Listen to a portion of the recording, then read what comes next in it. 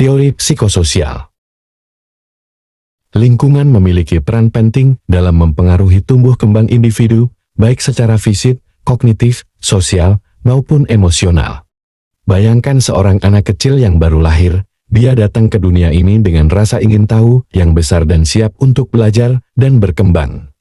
Dalam beberapa tahun pertama kehidupannya, dia akan belajar banyak hal tentang dirinya sendiri dan tentang dunia di sekitarnya. Dia akan belajar bagaimana berjalan, berbicara, dan berinteraksi dengan orang lain. Dia juga akan mulai mengembangkan kepribadian dan identitasnya sendiri.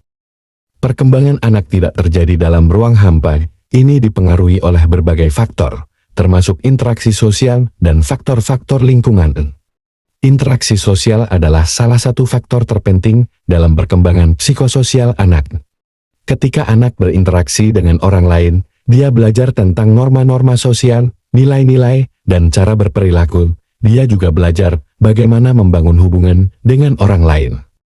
Faktor-faktor lingkungan juga memainkan peran penting dalam perkembangan psikososial anak. Faktor-faktor ini dapat mencakup hal-hal seperti keluarga, sekolah, komunitas, dan budaya.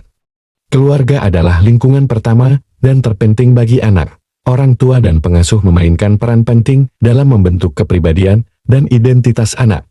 Sekolah juga merupakan lingkungan penting bagi anak. Di sekolah, anak belajar tentang berbagai mata pelajaran dan keterampilan. Dia juga belajar bagaimana berinteraksi dengan teman sebaya dan guru.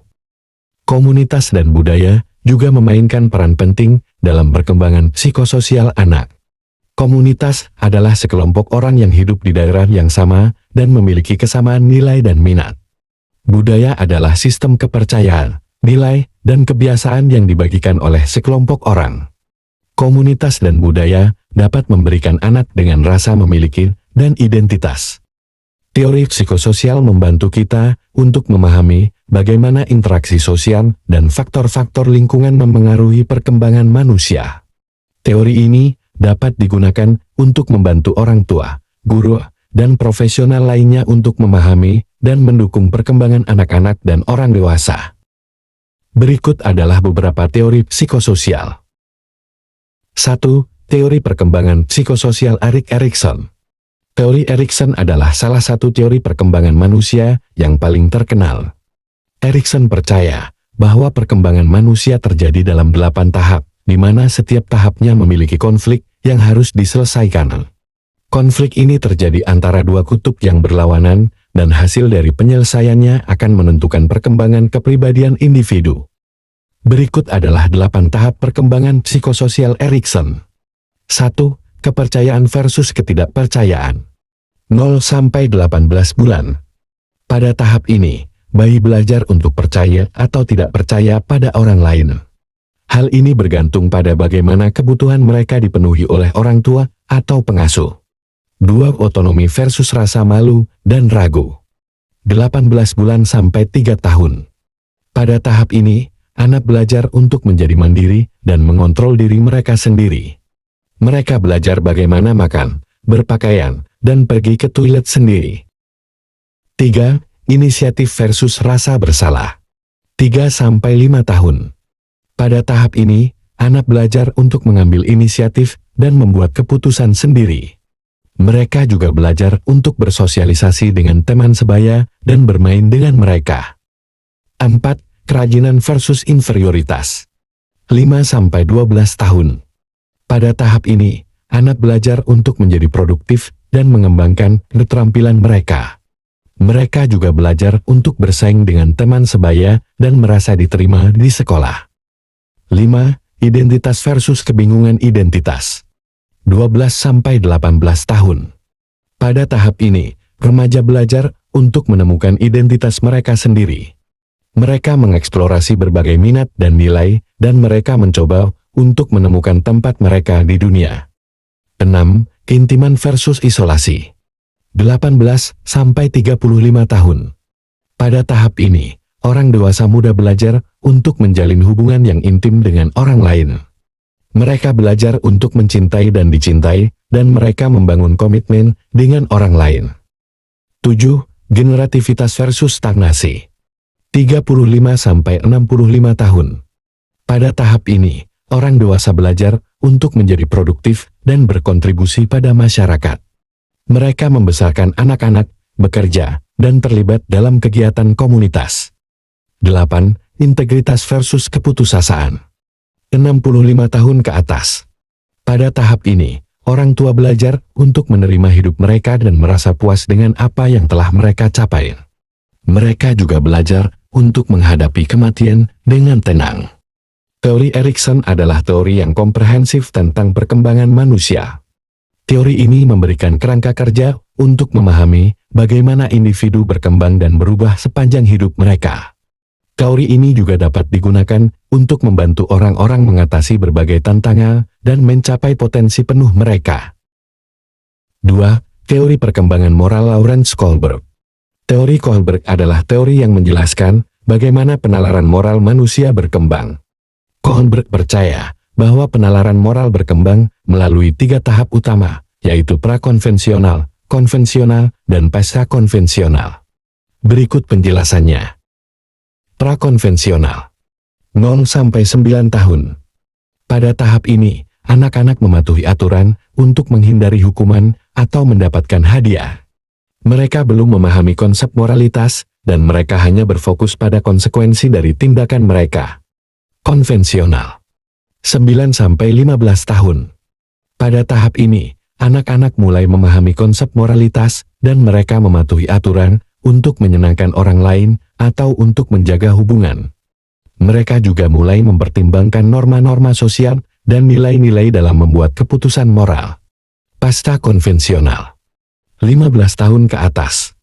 Pada tahap ini, individu mengembangkan prinsip-prinsip moral mereka sendiri, dan mereka mematuhi aturan karena mereka percaya bahwa itu adalah hal yang benar untuk dilakukan. Mereka juga mempertimbangkan konsekuensi dari tindakan mereka, tetapi mereka lebih fokus pada prinsip-prinsip moral daripada hukuman atau hadiah. Metode penelitian Kohlberg. Kohlberg menggunakan metode penelitian yang disebut dilema moral untuk mempelajari penalaran moral individu. Dia akan menyajikan kepada individu sebuah cerita yang melibatkan situasi moral yang sulit, dan dia akan meminta individu untuk menjelaskan apa yang akan mereka lakukan dalam situasi tersebut. Kritik terhadap teori Kohlberg. Teori Kohlberg telah dikritik karena beberapa alasan. Salah satu kritiknya adalah bahwa teorinya terlalu berfokus pada penalaran moral dan tidak cukup pada perilaku moral.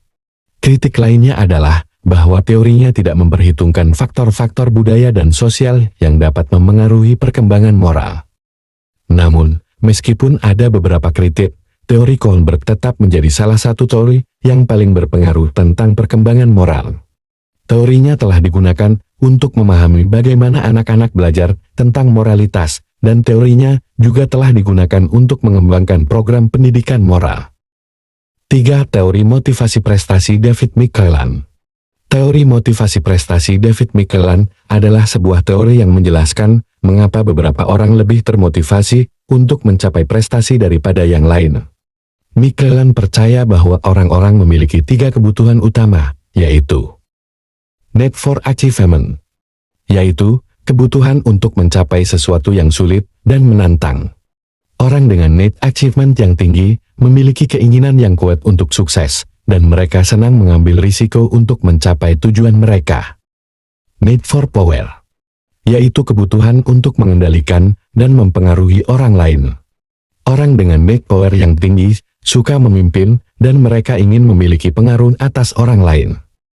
Need for affiliation, yaitu kebutuhan untuk menjalin hubungan yang dekat dan akrab dengan orang lain.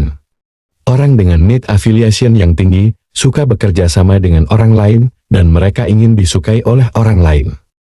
McClelland mengembangkan sebuah tes yang disebut Thematic Apperception Test atau TAT untuk mengukur need achievement seseorang.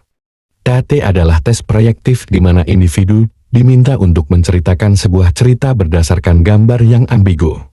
McClelland percaya bahwa cerita yang diceritakan oleh individu dapat mengungkapkan kebutuhan dan motif mereka.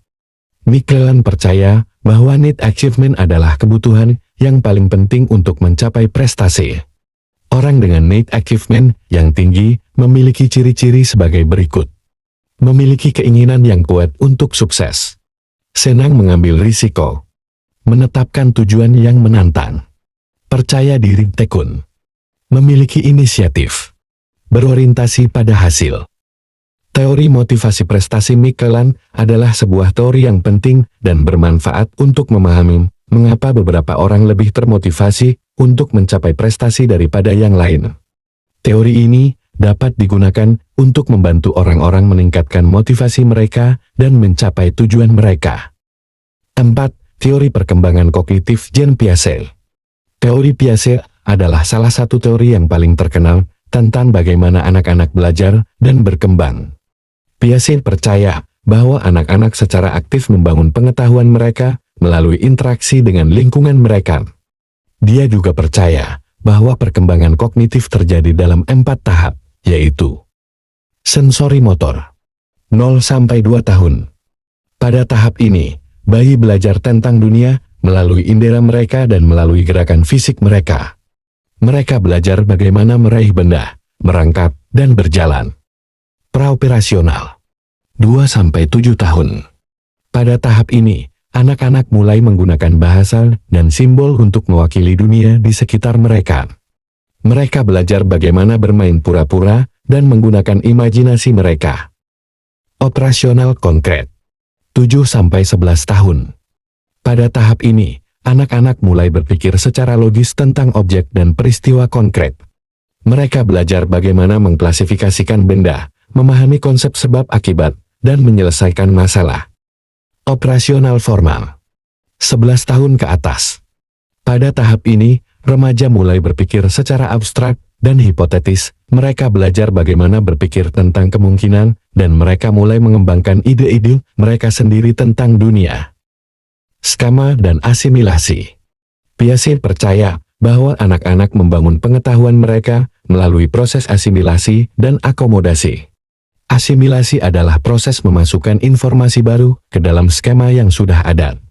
Skema adalah struktur mental yang digunakan anak-anak untuk memahami dunia. Akomodasi adalah proses mengubah skema yang ada untuk memasukkan informasi baru. Contoh, seorang anak mungkin memiliki skema untuk anjing yang didasarkan pada pengalamannya dengan anjing peliharaan keluarganya. Ketika anak melihat seekor anjing baru, dia akan mencoba mengasimilasikan anjing baru ini ke dalam skema yang sudah ada. Jika anjing baru itu mirip dengan anjing peliharaan keluarganya, anak itu akan dapat dengan mudah mengasimilasikannya ke dalam skema yang sudah ada. Namun, jika anjing baru itu sangat berbeda dari anjing peliharaan keluarganya, anak itu mungkin perlu mengakomodasi skema yang sudah ada untuk memasukkan informasi baru. Kritik terhadap teori Piaget. Teori Piaget telah dikritik karena beberapa alasan. Salah satu kritiknya adalah bahwa teorinya terlalu berfokus pada perkembangan kognitif dan tidak cukup pada perkembangan sosial dan emosional. Kritik lainnya adalah bahwa teorinya tidak memperhitungkan faktor-faktor budaya dan sosial yang dapat memengaruhi perkembangan kognitif. Meskipun ada beberapa kritik, teori Piaget tetap menjadi salah satu teori yang paling berpengaruh tentang perkembangan kognitif.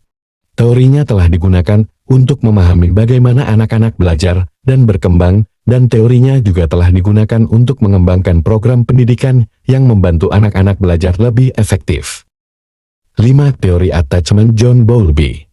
Teori attachment John Bowlby berfokus pada pentingnya hubungan awal anak dengan pengasuh utama mereka, biasanya orang tua. Teori ini menjelaskan bagaimana hubungan ini berdampak pada perkembangan emosional, sosial, dan psikologis anak sepanjang hidupnya. Konsep utama teori attachment adalah attachment, yaitu ikatan emosional yang kuat dan bertahan lama antara anak dan pengasuh utamanya. Internal working model, yaitu model mental yang dikembangkan anak tentang dirinya sendiri dan orang lain berdasarkan pengalaman awal mereka dengan pengasuh utama. Gaya attachment, yaitu pola perilaku yang berkembang dalam hubungan anak-anak dengan pengasuh mereka. Menurut Bowlby, ada 3 gaya attachment utama, yaitu secure attachment. Anak-anak dengan attachment aman merasa percaya diri dan aman. Mereka tahu bahwa pengasuh mereka akan ada untuk mereka ketika mereka membutuhkannya. Anxious attachment.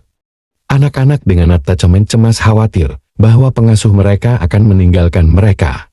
Mereka mungkin menjadi sangat melekat atau menarik diri dari pengasuh mereka. Avoidant attachment.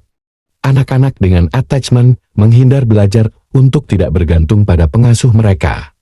Mereka mungkin tampak mandiri, tetapi mereka mungkin juga mengalami kesulitan dalam hubungan di kemudian hari.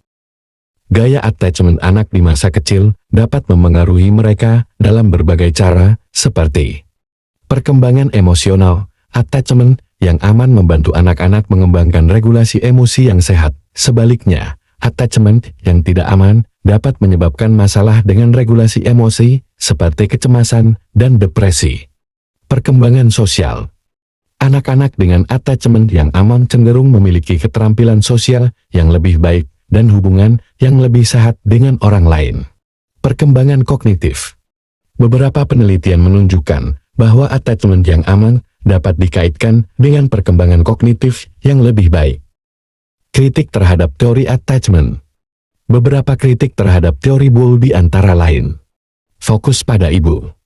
Teori ini awalnya berfokus pada hubungan ibu-anak dan kurang memperhatikan peran pengasuh lain. Kurangnya peran faktor lain. Teori ini mungkin tidak cukup mempertimbangkan faktor-faktor lain yang dapat memengaruhi attachment, seperti temperamen anak dan pengalaman sosial lainnya. Meskipun ada kritik, teori attachment Bowlby tetap menjadi teori yang berpengaruh dalam psikologi perkembangan.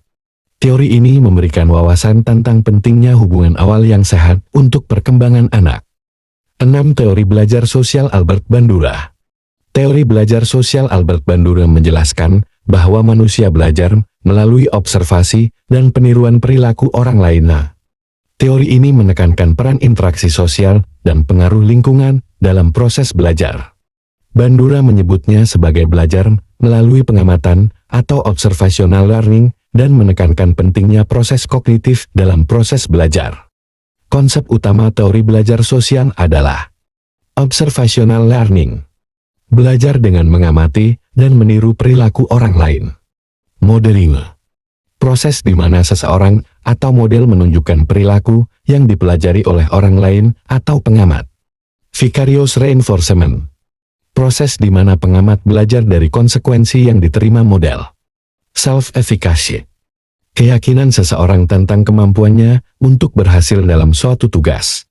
Faktor-faktor yang mempengaruhi observational learning adalah 1. Perhatian. Pengamat harus memperhatikan perilaku model. 2. Retensi. Pengamat harus mengingat perilaku model. 3. Reproduksi. Pengamat harus mampu mereproduksi perilaku model. 4. Motivasi. Pengamat harus termotivasi untuk meniru perilaku model.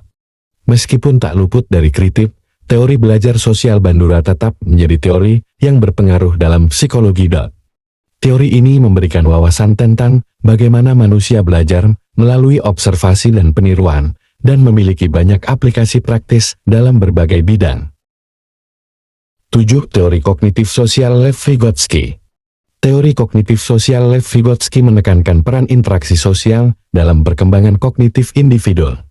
Vygotsky percaya bahwa anak-anak belajar dan berkembang paling baik ketika mereka berinteraksi dengan orang lain yang lebih tahu dan terampil. Konsep utama teori kognitif sosial adalah zona perkembangan proksimal atau ZPD. Rentang tugas yang terlalu sulit untuk diselesaikan sendiri oleh seorang anak, tetapi dapat diselesaikan dengan bantuan dari orang lain yang lebih terampil. Scaffolding. Dukungan yang diberikan oleh orang lain yang lebih terampil untuk membantu seorang anak menyelesaikan tugas dalam ZPD. Interaksi sosial. Proses di mana anak-anak belajar dan berkembang melalui komunikasi dan kerjasama dengan orang lain. Pembicaraan diri atau private speaking. Pembicaraan yang dilakukan anak-anak dengan diri mereka sendiri untuk membantu mereka menyelesaikan tugas. Beberapa kritik terhadap teori Vygotsky antara lain. Kurang perhatian pada faktor individual. Teori ini mungkin tidak cukup mempertimbangkan peran faktor individual dalam perkembangan kognitif. Kesulitan pengukuran ZPD. ZPD sulit untuk diukur dan dioperasionalkan dalam praktik. Meskipun ada kritik, Teori kognitif sosial Vygotsky tetap menjadi teori yang berpengaruh dalam psikologi. Teori ini memberikan wawasan tentang bagaimana interaksi sosial dan scaffolding dapat membantu anak-anak belajar dan berkembang. 8. Teori ekologi perkembangan Uri Bronfenbrenner. Teori ekologi perkembangan Uri Bronfenbrenner menjelaskan bahwa perkembangan anak dipengaruhi oleh berbagai faktor lingkungan yang saling terkait, seperti keluarga, sekolah, teman sebaya, dan masyarakat. Bronfenbrenner menggambarkan lingkungan ini sebagai sistem yang terhubung dan saling mempengaruhi, yang ia sebut sebagai ekosistem perkembangan. Konsep utama teori ekologi perkembangan adalah ekosistem perkembangan. Sebuah sistem yang terdiri dari berbagai lingkungan yang saling terkait, seperti keluarga, sekolah, teman sebaya, dan masyarakat. Mikrosistem. Lingkungan terdekat di mana anak berinteraksi secara langsung, seperti keluarga, sekolah, dan teman sebaya. Mesosistem. Interaksi antara dua atau lebih mikrosistem, seperti hubungan antara keluarga dan sekolah. Eksosistem. Lingkungan yang tidak secara langsung melibatkan anak, tetapi dapat memengaruhi mereka, seperti tempat kerja orang tua. Makrosistem. Budaya dan nilai-nilai masyarakat yang lebih luas. Kronosistem. Dimensi waktu, termasuk perubahan dalam lingkungan dan pengaruhnya pada perkembangan anak. Teori ini memberikan wawasan tentang bagaimana berbagai faktor lingkungan dapat memengaruhi perkembangan anak. 9. Teori identitas sosial Henry Teufel.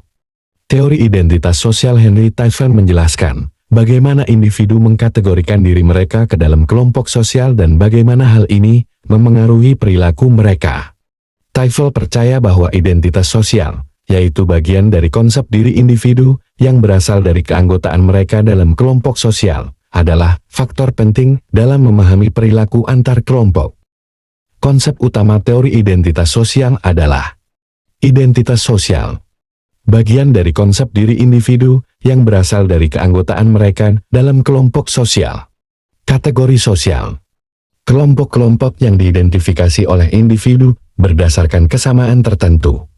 Keanggotaan kelompok. Perasaan individu bahwa mereka adalah bagian dari suatu kelompok. Diskriminasi antar kelompok. Kecenderungan untuk menguntungkan kelompok sendiri dan merugikan kelompok lain. Prasangka. Sikap negatif terhadap kelompok lain. Proses pembentukan identitas sosial. Teufel percaya bahwa identitas sosial dibentuk melalui proses berikut. Kategorisasi sosial. Individu mengkategorikan diri mereka dan orang lain ke dalam kelompok sosial. Perbandingan sosial. Individu membandingkan kelompok mereka dengan kelompok lain. Identifikasi sosial. Individu mengidentifikasi diri dengan kelompok mereka dan merasakan kesatuan dengan anggota kelompok lainnya. Dampak identitas sosial. Identitas sosial dapat memengaruhi perilaku individu dalam berbagai cara, seperti favoritisme kelompok, kecenderungan untuk menguntungkan kelompok sendiri dan merugikan kelompok lain, diskriminasi antar kelompok, kecenderungan untuk memperlakukan anggota kelompok lain secara berbeda dari anggota kelompok sendiri, konflik antar kelompok, konflik yang terjadi antara kelompok-kelompok yang berbeda.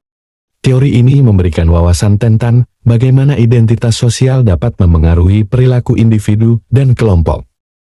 10. Teori pembelajaran emosional Daniel Goleman.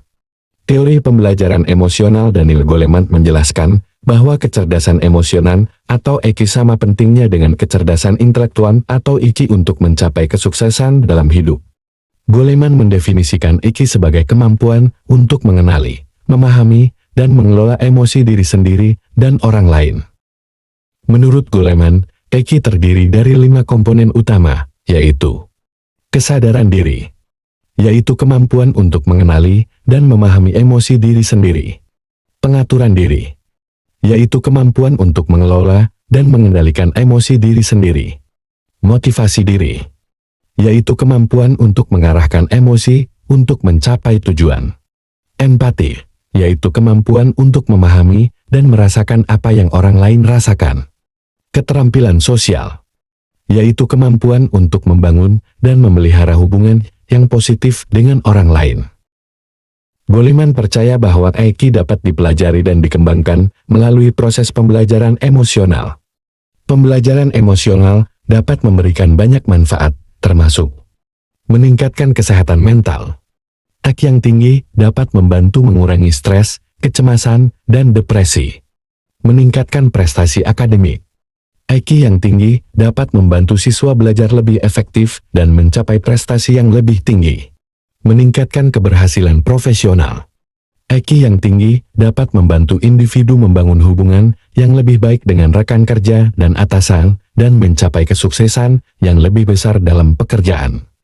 Meningkatkan kualitas hubungan. IQ yang tinggi dapat membantu individu membangun hubungan yang lebih kuat dan lebih sehat dengan orang lain. Beberapa kritikus mengatakan bahwa teori Goleman terlalu fokus pada keterampilan interpersonal dan tidak cukup pada faktor-faktor lain yang berkontribusi pada kesuksesan. Meskipun ada kritik, teori pembelajaran emosional Goleman tetap menjadi teori yang berpengaruh dalam psikologi. Teori ini memberikan wawasan tentang pentingnya IQ dan bagaimana hal itu dapat dipelajari dan dikembangkan. Dari beberapa teori tersebut, dapat disimpulkan bahwa lingkungan memainkan peran penting dalam membentuk karakter individu. Berikut beberapa cara lingkungan dapat mempengaruhi karakter. 1. Keluarga. Keluarga merupakan lingkungan pertama yang dihadapi individu dan memiliki pengaruh paling besar. Orang tua dan anggota keluarga lain menjadi contoh yang ditiru oleh anak. Nilai-nilai dan norma yang dianut keluarga akan diinternalisasi oleh anak. Keluarga yang harmonis dan suportif akan membantu membentuk karakter yang positif, seperti kasih sayang, empati, dan kerjasama. 2. Sekolah. Sekolah merupakan lingkungan kedua yang penting bagi individu.